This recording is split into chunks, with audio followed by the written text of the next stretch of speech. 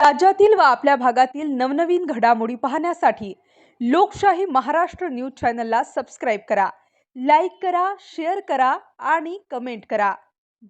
सांगोल्यात अन्न व प्रशासन अधिकाऱ्याच्या आशीर्वादाने गुटखा माफियांचा सुळसुळाट. गटनेते प्रशांत धनवजीर आक्रमक. तात्काळ गुटखा बंद न झाल्यास उपोषणाचा इशारा.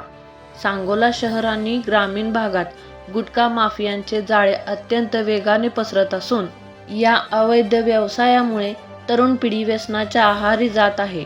या गंभीर प्रकाराकडे अन्न व औषध प्रशासनाचे होत असलेले दुर्लक्ष लक्षात घेता सांगोला नगर परिषदेचे नगरसेवक तथा गटनेते माननीय प्रशांत बबन धनवजीर यांनी प्रशासनाविरुद्ध एल्गार पुकारला आहे.